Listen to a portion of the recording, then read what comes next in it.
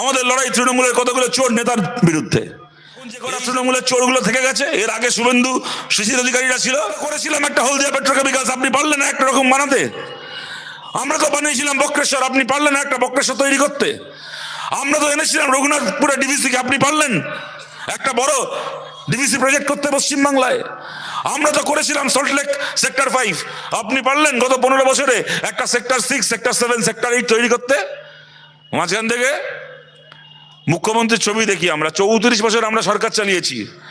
গর্ব করে বলতে পারি জীবনে কোনোদিন পশ্চিমবঙ্গ সরকারের হোর্ডিংয়ে সরকারি প্রকল্পের একটা বিজ্ঞাপনও কোনোদিন জ্যোতি বসু, বুদ্ধদেব ভট্টাচার্যের ছবি একটা পয়সা দিয়ে বামফ্রন্ট সরকার কোনোদিন ছাপায়নি। আর এখন গোটা বাংলার ঢেকে গেছে মমতা ব্যানার্জির ছবিতে। কি না ছবি দেখিও না আমরা।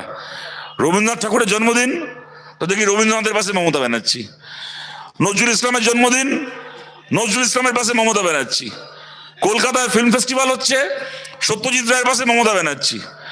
এমনকি দেখি ডেঙ্গু ম্যালেরিয়া বাড়লে পুরসভা থেকে পঞ্চায়েত থেকে হোর্ডিং করে, সে হোর্ডিংয়ে দেখি মশা উঠছে, মশার পাশে মমতা ব্যানার্জি। কোথায় নেই, কিন্তু হাতে একটা কাঁচি নিয়ে ফিতে কেটে বাংলা একটা নতুন কারখানা উদ্বোধন করছেন মমতা ব্যানার্জি। বলুন গত 15 বছরে এরকম কোন খবরের কাগজে, কোন টিভি চ্যানেলে, কোন সরকারি হোর্ডিংয়ে দেখেছেন মমতা ব্যানার্জির একটা কারখানা উদ্বোধন করার ছবি?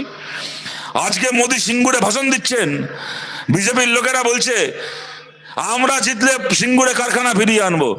আরে তোমরা জিতলে কি ফিরিয়ে আনবে না আনবে, 7 মণ তেলও পুড়বে না বাংলায়, রাধাও নাচবে না। জীবনে বিজেপি সরকারও হবে না, বিজেপিকে কারখানাও করতে হবে না, সেটা অন্য কথা।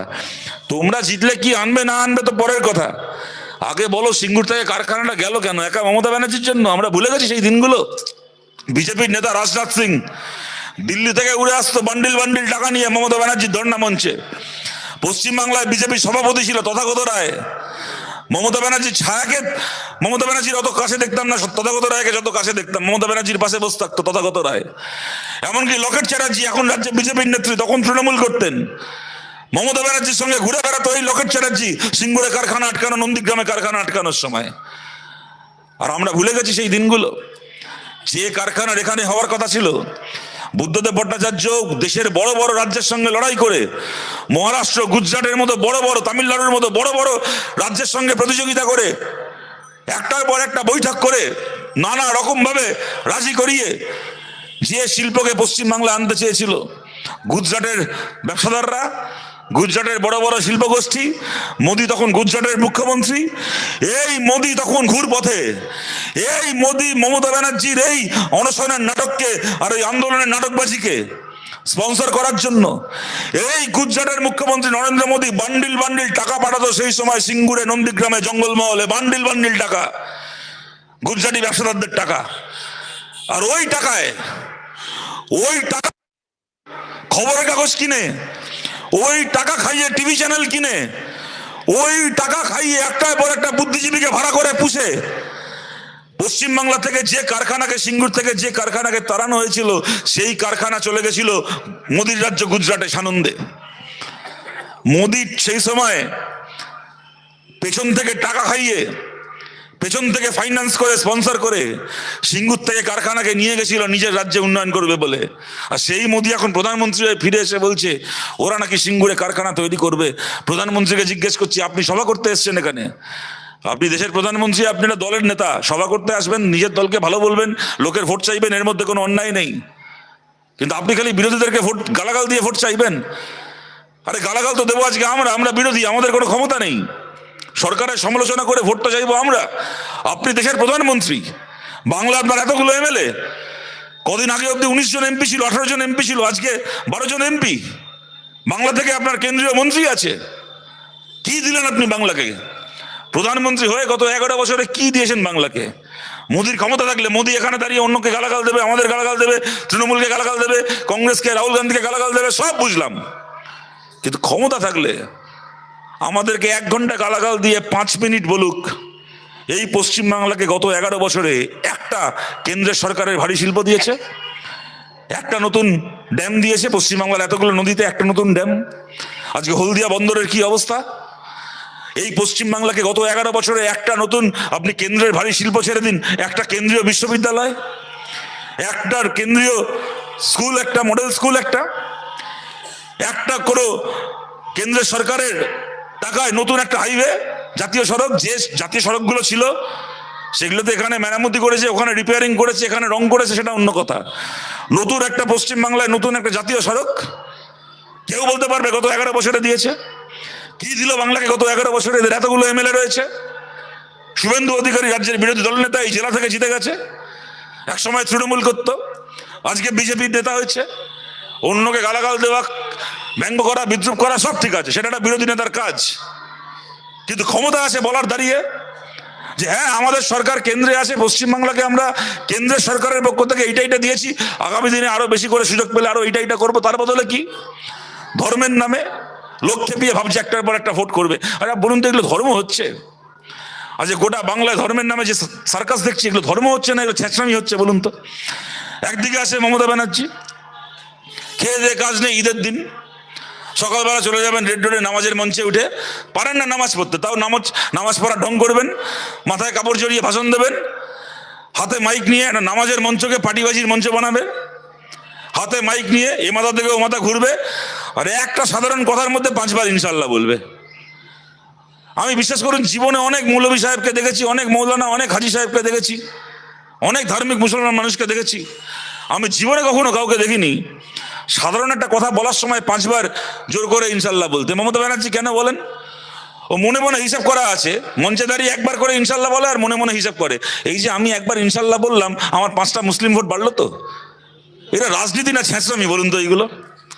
আর অন্যদিকে আছে শুভেন্দু অধিকারী, লোকে চাকরি বাকরি পাল্টায়, লোকে ব্যবসা পাল্টায়, এ দল পাল্টেছে, কোনোদিন চাকরি পাল্টালে কারো ধর্ম পাল্টে যায় শুনেছেন? এই যে কদিন তৃণমূল করতো এর থেকে বড় মুসলমান কেউ ছিল না। টিপু সুলতান মসজিদের ইমাম সাহেবের সঙ্গে বসে ওখানে নামাজ পড়তো, তারপর শাহাবুদ্দিন বলে কে আছে ওর পাড়ায়, তার বাড়িতে গিয়ে নাকি 3 বাটি গরুর মাংস খেত। আপনারাই দেখেছেন, ওর বন্ধুরাই বলে। যখন তৃণমূল করতো টিপু সুলতান মসজিদের সঙ্গে ইমামের সাথে নামাজ পড়ে 3 বাটি গরুর মাংস খেত, এখন সে বিজেপিতে হয়ে চলে গিয়ে হয়ে গেছে সনাতন। এখন গলায় গামছা নিয়ে বলে, এখন গলায় গেরুয়া পরে বলে আমি রামনবমীর মিছিল করব, কপালে তিলক কেটে হরে রাম হরে কৃষ্ণ করে। সে আবার লোককে আবার কে দেশপ্রেমী কে দেশদ্রোহী সার্টিফিকেট দেয়। পেহেলগামে জঙ্গি হামলা হয়েছে, আমাদের 26 জন ভারতবাসী মারা গেছে, পরের দিন থেকে শুভেন্দু অধিকারী বিধানসভার সামনে গিয়ে বলছে দেখুন ব্যাগে করে কি এনেছি। ভাবলাম কি এনেছে রে ভাই? ভাবলাম বোধহয় সন্ত্রাসবাদীরা, সেদিন থেকে আমরা বলছি যে পেহেলগামে আসলো, লোকে ঢুকলো, মেরে চলে গেল, আমাদের 26 জন ভারতীয়কে জঙ্গিরা কোথায় চলে গেল কেউ খুঁজে পেল না, খুঁজে পাওয়া যাচ্ছে না। হঠাৎ শুভেন্দু অধিকারী বিধানসভার বাইরে বলছে এ দেখুন ব্যাগে করে কি নিয়ে এসেছে। কি ব্যাগে করে? ও জঙ্গিগুলোকে ধরে এনেছে নাকি? ভাবলাম ব্যাগ থেকে বোধহয় জঙ্গিগুলো বেরোবে।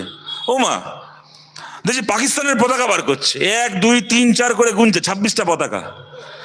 ব্যাগ থেকে 26খানা পতাকা বার করেছে পাকিস্তানের, করে বলছে পাকিস্তানকে জব্দ করবো। কি জব্দ করবে? বলছে এই পতাকাগুলোকে এবার আমি এখানে পোড়াবো। চিন্তা করুন কত বড় ভাঁড় হতে পারে একটা লোক। ওরা আমাদের 26টা মানুষকে মেরে গেল, এই 26টা ন্যাকড়া পোড়াবে, তাদের নাকি পাকিস্তান জব্দ হয়ে যাবে। আর আমি আপনাদেরকে বলছি, দেখুন আমার 39 বছর বয়স হলো, এখানে আপনারা অনেকে আছেন, আপনাদের বয়স আমার থেকেও বেশি দিন দেখছেন। আপনি কোনোদিন ভারতের কোনো বাজারে পাকিস্তানের পতাকা বিক্রি হতে দেখেছেন? ভারতের পতাকা পাওয়া যায়, আমি দেখি ফুটবল ওয়ার্ল্ড কাপের সময় ওই অনেক আর্জেন্টিনার সাপোর্টার আছে আমাদের এখানে, অনেক ব্রাজিল সাপোর্টার আছে, ব্রাজিল আর্জেন্টিনার পতাকা পাওয়া যাচ্ছে, প্যালেস্তাইনের পতাকা পাওয়া যায়। যখন আমরা প্যালেস্তাইনের প্রতি সংহতি জানিয়ে মিটিং করি, মিছিল করি, প্যালেস্তাইনের পতাকা আমাদের ভারতে বলে না গোটা পৃথিবীতে পাওয়া যায়। প্যালেস্তাইন এত বছর ধরে আক্রান্ত একটা দেশ, তার হয়ে দেশে দেশে মিছিল হয়, মিটিং হয়। কিন্তু আপনারা কে দেখেছেন আমি জানি না, বিশ্বাস করুন আমি আমার জীবনে আজ পর্যন্ত কোনোদিন কোনো বাজারে, কোনো দোকানে, কোথাও কোনোদিন পাকিস্তানের পতাকা বিক্রি হতে দেখিনি। পাকিস্তানের পতাকা যে ভারতে পাওয়া যায় আমার ধারণা ছিল না, এই প্রথম আমি দেখলাম একটা লোকের কাছেই ভারতে পাকিস্তানের পতাকা থাকে, তাই শুভেন্দু অধিকারী।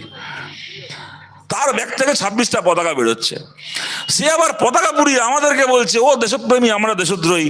না, আপনাদের বলছি এই শুভেন্দু আমাদেরকে কি দেশপ্রেম আর কি পতাকা শেখাবে? এই শুভেন্দু অধিকারীর হাতে একটা সময় ছিল কংগ্রেসের পতাকা, তৃণমূল থেকে ভালো অফার করলো, ভালো মাল করে দিল, ও কংগ্রেসের পতাকা বেচে দিয়ে হাতে তৃণমূলের পতাকা তুলে নিল। তারপর বিজেপি থেকে ভালো মালকড়ি দিল, ও তখন হাতে তৃণমূলের পতাকাটাকে ফেলে দিয়ে বিজেপির পতাকা তুলে নিল। এই শুভেন্দুর হাতে আজকে আছে ভারতের পতাকা, কালকে যদি পাকিস্তান থেকে ভালো মালকড়ি দেয়, এ ভারতের পতাকা ফেলে দিয়ে কালকে পাকিস্তানের পতাকা তুলে নেবে। আমরা যারা কমিউনিস্ট, আমরা হাতের লাল ঝান্ডা বিক্রি করিনি, আমরা কখনো ভারতের তেরঙ্গা পতাকাও বিক্রি করব না। যে পতাকার জন্য করেছে আমাদের দেশে আমাদের আগের প্রজন্ম, সেই পতাকার জন্য আমরা জীবন দিতে পারি। শুভেন্দুর মতো 420 কাছ থেকে আমাদেরকে দেশপ্রেম শিখতে হবে না। কিন্তু এই রাজনীতি আমাদেরকে কি দিচ্ছে বলুন তো? আজকে বিজেপি যখন পশ্চিমবাংলায় 14-15 সালের পর থেকে কেউ বাংলায় বিজেপির নাম শোনেনি, মমতা ব্যানার্জি এই রাজনীতি শুরু করলেন পশ্চিমবাংলায়, মেরে মেরে বামপন্থীদেরকে শেষ করলেন, কংগ্রেসকে শেষ করলেন। তার বদলে বিজেপিকে এনে বসিয়ে দিয়ে বাংলার, বিশেষ করে বাংলার, উনি জানেন 30% মানুষ বাংলায় ধর্মে মুসলমান, তাদেরকে গিয়ে বললেন দেখো বাংলায় বামপন্থীরা দুর্বল হয়ে গেছে, কংগ্রেস দুর্বল হয়ে গেছে, এখন বাংলায় খালি আমরা আছি আর উল্টো দিকে বিজেপি আছে, এখন আমাদেরকে ভোট দিলে দেবে, যদি আমরা হেরে যাই তাহলে বিজেপি চলে আসবে। এই রাজনীতি করলেন পশ্চিমবাংলায়। আর বিজেপির কিভাবে ভোট বাড়লো? 14 সালে মোদী প্রধানমন্ত্রী হলো, তারপর থেকে আপনারা দেখে আসছেন বিজেপির নেতারা এসে বলে না সিপিএম কে দিয়ে হবে না, সিপিএম ভালো, এরা সৎ, সবকিছু ঠিক আছে, একসময় রাজ্য চালিয়েছে, কিছু ভালো কাজ করেছে, কিছু খারাপ কাজ করেছে, তৃণমূল আরো খারাপ।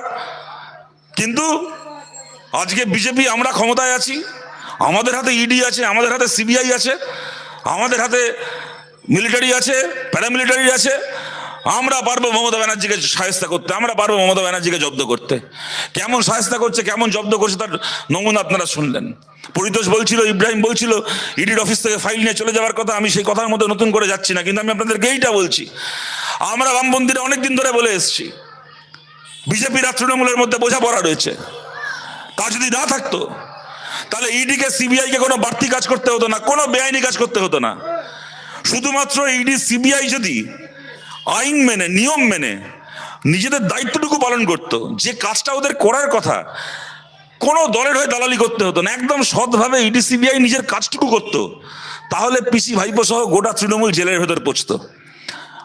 তা হচ্ছে না, কারণ ওদের মধ্যে বোঝাপড়া আছে। কথা অনেকদিন ধরে আমরা বলেছি, নিশ্চয়ই অনেকের মনে হয়েছে ঠিক আছে সিপিএম এটা বলছে, সিপিএম এর এটা বলার পেছনে নিজের স্বার্থ আছে, তাই ওরা বলছে, অনেকে বিশ্বাস করেননি। আজকে আপনাদের বলছি কোনো সিপিএম নয়, এখানকার সাংসদ অভিজিৎ গাঙ্গুলি, আজ থেকে 1 বছর আগে আপনারাই ভোট দিয়েছেন, এখানকার বহু মানুষ ভোট দিয়েছেন, ভোটে জিতে সাংসদ হয়েছেন।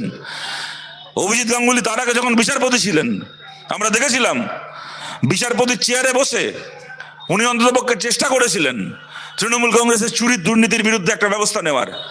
আমরা অবাক হয়েছিলাম, আমরা নিন্দা করেছিলাম, আমরা বিস্মিত হয়েছিলাম যখন আমরা দেখেছিলাম ওনার বিচারপতি হিসেবে চাকরি শেষ হওয়ার আগে উনি নিজের চাকরি থেকে ইস্তফা দিয়ে উনি হঠাৎ করে ভোটে লড়তে আসছেন। তো আমরা এই প্রশ্ন করেছিলাম যে আপনার হাতে সুযোগ রয়েছে, আপনি বিচারপতির যে চেয়ারে বসে আছেন, আপনি তৃণমূলের দুর্নীতি শেষ দেখে যেতে পারেন। এই সুযোগ সবাই পায় না, যে সুযোগ আপনি পেয়েছেন। এবং আমরা নিশ্চিত অভিযোগ যে যাই বলুক, উনি চুরি করেছেন, দুর্নীতি করেছেন আমরা শুনিনি কখনো বিচারপতি হিসেবে। ওনার ব্যক্তিগত সততা নিয়ে কেউ কখনো প্রশ্ন করতে পারেনি।